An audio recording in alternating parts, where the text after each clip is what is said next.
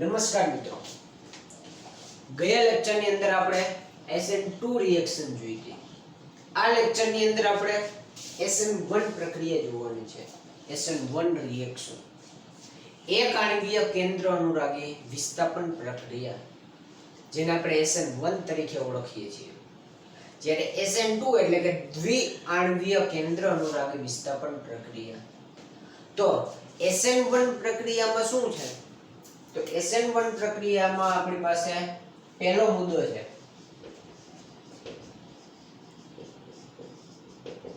Hello આલ્કેનની પ્રક્રિયા polar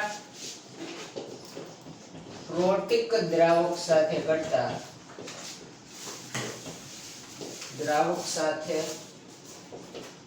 કરતા નિપજ alcohol મળે છે. હવે SN2 હોય કે SN1 હોય, નિપજ આપણને આલ્કોહોલ જ મળશે. પણ ડિફરન્ટ ક્યાં તો કે હેલો આલ્કેનની પ્રક્રિયા કેવા દ્રાવક સાથે કરવાની છે? પોલાર પ્રોટીક દ્રાવક સાથે કરવાની છે. પોલાર પ્રોટીક દ્રાવક કેને કહેવામાં આવે એ મેં અગાઉના લેક્ચરમાં તમને સમજાવ્યું. તો પોલાર પ્રોટીક દ્રાવક એટલે જેમાં H+ આવતો હોય એવા દ્રાવકો. પોલાર હશે એમાં OH- તો હાજર હશે જ, પણ પ્રોટીક એટલે કે પ્રોટોન H+ હાજર હોવો જોઈએ. તો કે હેલો આલ્કેનની રિએક્શન જ્યારે તમે પોલાર પ્રોટીક દ્રાવક સાથે કરો H2O સાથે, નિપજ તમને શું મળશે? ROH, અને છૂટું શું પડશે તમારી પાસે? X- છૂટું પડશે. બીજું શું છૂટું પડશે? તો કે અહીંથી H+ અને અહીંથી X છૂટું શું પડશે? HX. આવું તમને કઈ એની પ્રક્રિયા છે. પણ આપણે જે સમજવાનું છે એ છે ક્રિયાવિધિ. આપણને જો રિએક્શન પૂછે તો ડાયરેક્ટ આપણે આવી રીતે એક્ઝામમાં MCQ માં પૂછી શકીએ SN1 રિએક્શન તો, પણ ક્રિયાવિધિ આપણે ખાસ સમજવાની છે. હેલો આલ્કેનની રિએક્શન કેની સાથે આપણે કરવાની છે?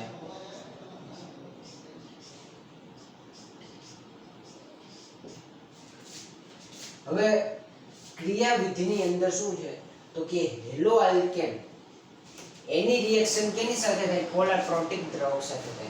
તો પહેલા સ્ટેપની અંદર શું થાય છે? બે સ્ટેપની પ્રક્રિયા છે. હેલો આલ્કેનમાંથી જે આલ્કોહોલ મળે છે બે સ્ટેપની પ્રક્રિયા છે. પહેલા સ્ટેપની અંદર શું થાય છે તો કે હેલો આલ્કેન ઉપર કોણ હુમલો કરે છે?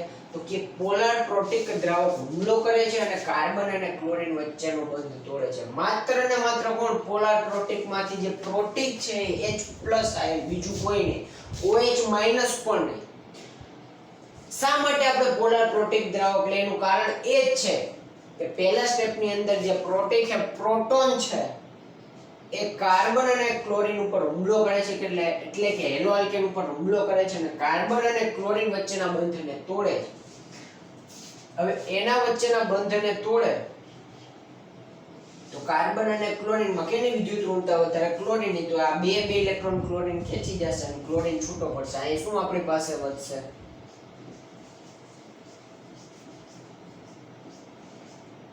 કાર્બન ઉપર કયો ચાર્જ આવી જશે? પ્લસ ચાર્જ આવી જશે અને અહીંથી શું છૂટું પડશે? Cl-. આ પહેલું સ્ટેપ છે આપણી પાસે.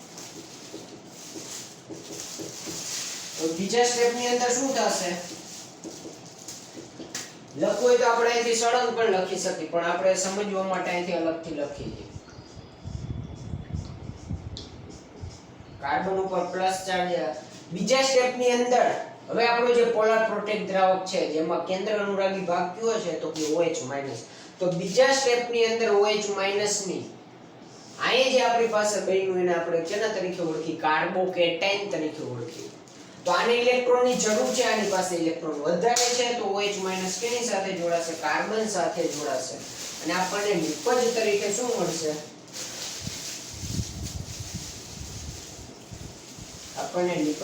શું મળશે? આલ્કોહોલ. તો હવે આપણે જોઈ શકીએ છીએ કે આ કેટલા સ્ટેપમાં પ્રક્રિયા થાય છે? બે સ્ટેપમાં પ્રક્રિયા થાય છે. ખાસ આપણે આ સમજવાની છે પ્રક્રિયા.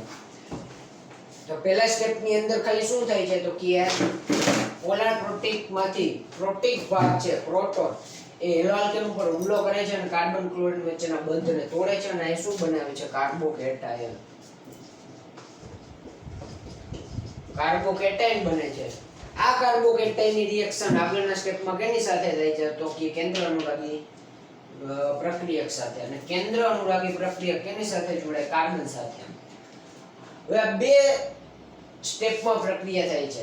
એક સ્ટેપ એટલે કે એક તબક્કો ઝડપી તબક્કો છે, જ્યારે બીજો તબક્કો એ કેવો છે ધીમો તબક્કો છે.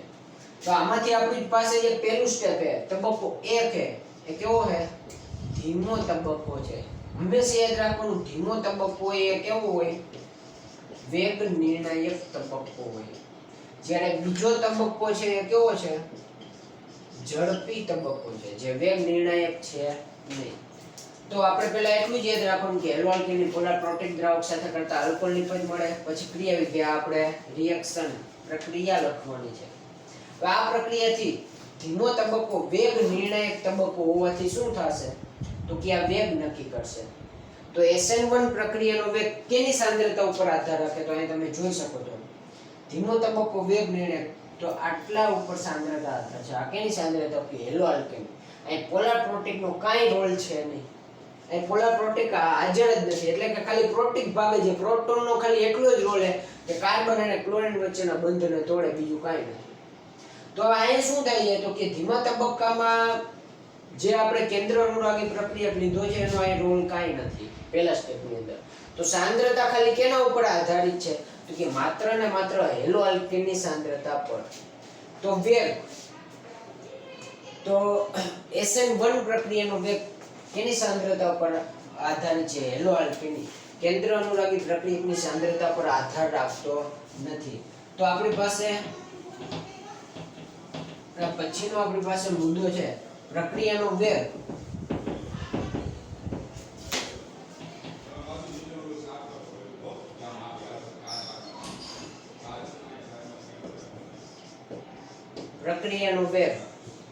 તો પ્રક્રિયાનો વેગ કેની સાંદ્રતા પર આધાર રાખે છે તો પ્રક્રિયાનો વેગ હેલો આલ્કેનની સાંદ્રતાના સમપ્રમાણમાં છે. હેલો આલ્કેનની સાંદ્રતા વધારો તો પ્રક્રિયાનો વેગ વધશે. કેન્દ્ર અનુરાગી પ્રક્રિયક તમે જે લીધો હોય માઈનસ એની સાંદ્રતા ગમે એટલી વધારો પ્રક્રિયાનો વેગ વધશે નહીં. એની ઘાત હંમેશા 1 હોય તો પ્રક્રિયાનો ક્રમ કયો થશે પ્રક્રિયાનો ક્રમ 1 છે, એટલે કે પ્રથમ ક્રમની પ્રક્રિયા છે. બીજી વસ્તુ આપણે યાદ રાખવાની છે કે પ્રતિક્રિયાત્મકતાનો ક્રમ.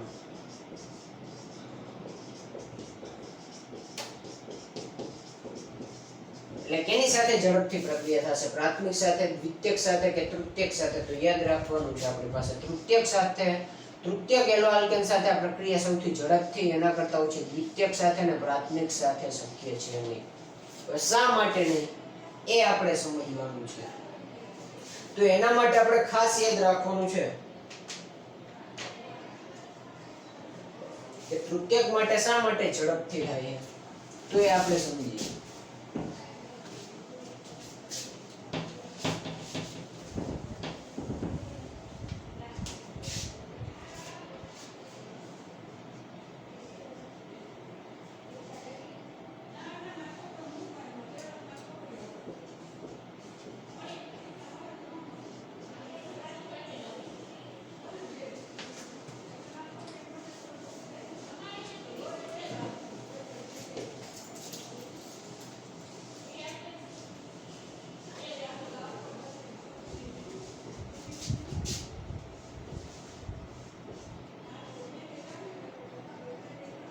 આપણે જોયું ત્રણેય આપણે લખ્યા છે. આ પ્રાથમિક હેલો આલ્કેન છે, આ દ્વિતીયક હેલો આલ્કેન છે અને તૃતીયક હેલો આલ્કેન છે. ત્રણ અલગ અલગ પ્રક્રિયા લખું છું. ત્રણેયની પ્રક્રિયા પોલાર પ્રોટીક સાથે કરી. પહેલા સ્ટેપની અંદર ખાલી શું થાય છે તો કે પ્રોટીકનું કામ શું છે કાર્બન ક્લોરીન વચ્ચેના બંધને તોડશે ત્રણેયમાં. તો શું બનશે ત્રણેયની અંદર તો આપણે જોઈ શકીએ ક્લોરીન ખાલી એક દૂર થશે, બાકીનું હતું એમનું. કાર્બન ઉપર કયો ચાર્જ આવશે પ્લસ ચાર્જ આવશે. ક્લોરીન છૂટો પડે આપણે લખતા નથી.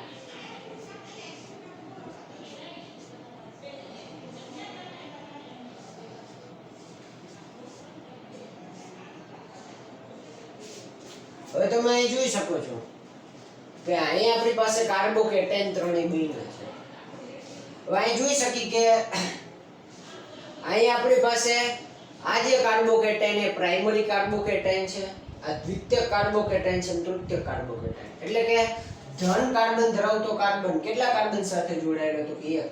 ધન વીજભાર ધરાવતો કાર્બન કેટલા કાર્બન સાથે જોડાયેલો 2, તો એ દ્વિતીયક કાર્બોકેટાઇન. અને ધન કાર્બન ધરાવતો ધન વીજભાર કાર્બન ધરાવતો કાર્બન કેટલા કાર્બન સાથે જોડાયેલો છે 3, તો આને તૃતીયક કાર્બોકેટાઇન. તો 11માં આપણે શીખી ગયા છીએ કે સૌથી વધારે સ્થાયી કાર્બોકેટાઇન કયો છે તો કે તૃતીયક કાર્બોકેટાઇન સૌથી સ્થાયી છે. શા માટે? કારણ કે ઇલેક્ટ્રોન ડોનેટિંગ ગ્રુપ અહીં જોડાયેલા છે. કાર્બન એટલે કે મિથાઇલ આલ્કાઇલ ગ્રુપ કોઈ પણ હશે, એટલે કે CH3 હોય, મિથાઇલ હશે, ઇથાઇલ હશે, કોઈ પણ હશે આલ્કાઇલ કે જે કેવા ઇલેક્ટ્રોન દાતા સમૂહ હોય, તો આને ઇલેક્ટ્રોનની જરૂર છે. તો અહીંથી જે આલ્કાઇલ સમૂહ જે જોડાયેલા છે આને ઇલેક્ટ્રોન આપે છે. જો ઇલેક્ટ્રોન આપતા હોય તો આ ઇલેક્ટ્રોન લેશે અને સ્થાયી થવા પ્રયત્ન કરે. પણ અહીંયા આપણી પાસે એક જ આલ્કાઇલ ગ્રુપ જોડાયેલું છે. જ્યારે આ કાર્બન સાથે કેટલા આલ્કાઇલ ગ્રુપ 2 જોડાયેલા છે, તૃતીયકમાં કેટલા જોડાયેલા 3, તો ત્રણેય બાજુથી એને ઇલેક્ટ્રોન મળશે. તો આ સૌથી વધારે સ્થાયી છે. 11માં આપણે શીખી ગયા. તો આ જે કાર્બોકેટાઇન એ તૃતીયક કાર્બોકેટાઇન એ સૌથી સ્થાયી કાર્બોકેટાઇન છે. એટલા માટે આપણને SN1 પ્રક્રિયામાં પ્રતિક્રિયાત્મકતાનો ક્રમ કયો છે આપણી પાસે તૃતીયક. તો તૃતીયકમાં પ્રતિક્રિયાત્મકતાનો ક્રમ સૌથી વધારે છે, એટલે કે સૌથી ઝડપથી પ્રક્રિયા થાય એના કરતાં ઓછી. દ્વિતીયકમાં અને પ્રાથમિક સાથે લગભગ શક્ય છે નહીં. તો આ કારણ છે. બાકી જે આપણી પાસે છે આની રિએક્શન કેન્દ્ર અનુરાગી પ્રક્રિયક સાથે કરતા નિપજ આપણને શું મળે? આપણી તો ત્રણેયમાં નિપજ આપણને સેમ જ મળશે.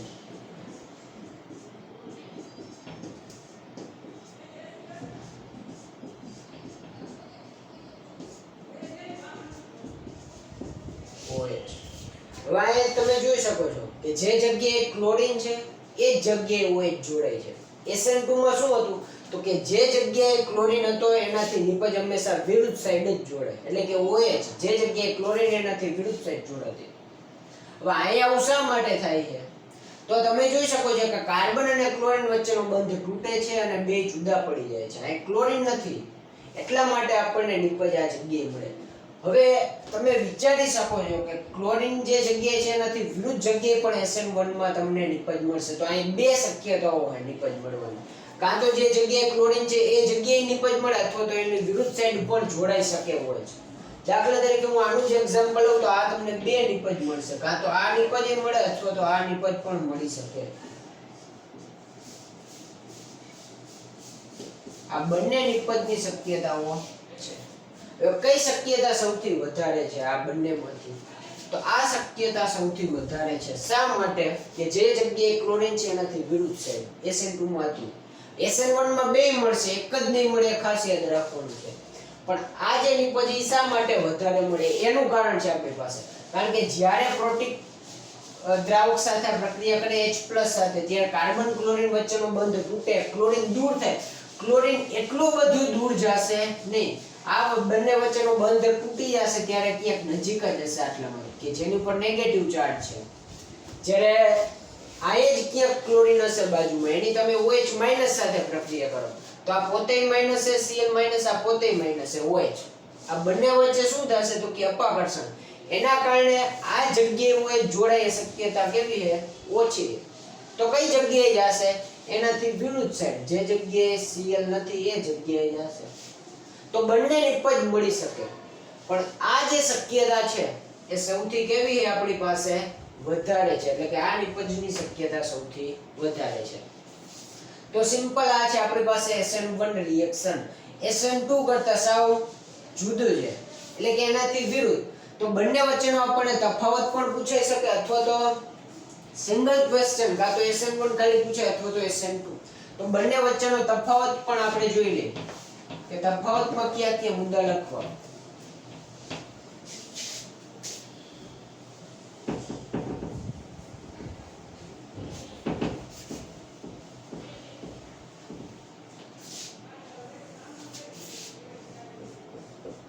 SN1 અને SN2. તો SN1 જે છે એ હેલો આલ્કેનની પ્રક્રિયા આપણે કેવા દ્રાવક સાથે કરી છે? પોલાર પ્રોટિક દ્રાવક સાથે કરી. જ્યારે SN2 માં પોલાર એપ્રોટિક દ્રાવક સાથે કરે છે. હેલો આલ્કેનની પ્રક્રિયા SN1 માં પોલાર પ્રોટિક દ્રાવક સાથે, જ્યારે SN2 માં પોલાર એપ્રોટિક. તો પોલાર પ્રોટિક દ્રાવક કયા છે આપણને ખબર છે? H2O પાણી એ પોલાર પ્રોટિક છે. જ્યારે પોલાર એપ્રોટિક નું એક્ઝામ્પલ લખવું હોય તો કયું છે? એને બેયમાં કેન્દ્ર અનુગામી ભાગ તો સરખા જ હશે. રેડી? SN1 એ કેટલા સ્ટેપમાં થાય છે? તો કે 2 તબક્કામાં થાય છે. 2 તબક્કામાં પ્રક્રિયા થાય છે. જ્યારે SN2 એક જ તબક્કામાં. આના માટે એક વધારે લખવાનું કે 2 તબક્કામાં થાય છે. પ્રથમ તબક્કો કેવો છે? તો કે પ્રથમ તબક્કો ધીમો હોવાથી કેવો છે? વેગ નિર્ણાયક છે. જ્યારે બીજો તબક્કો ધીમો છે, ઝડપી છે. પછી બંનેની પ્રક્રિયા લખવાની જે આપણે જોઈ ગયા એ જ. વેગ પ્રક્રિયાનો વેગ કેના સમપ્રમાણમાં છે? તો કે હેલો આલ્કેનની સાંદ્રતાના સમપ્રમાણમાં છે. SN1 માટે. SN2 માટે વેગ કેના સમપ્રમાણમાં છે? તો કે બેયની સાંદ્રતા, કેન્દ્ર અનુરાગી પ્રક્રિયક અને હેલો આલ્કેન આ બંનેની સાંદ્રતાના. પ્રક્રિયાનો ક્રમ કયો થશે? પ્રક્રિયાનો ક્રમ એક છે. જ્યારે આમાં પ્રક્રિયાનો ક્રમ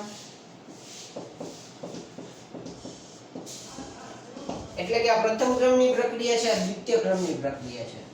પ્રતિક્રિયાત્મકતાનો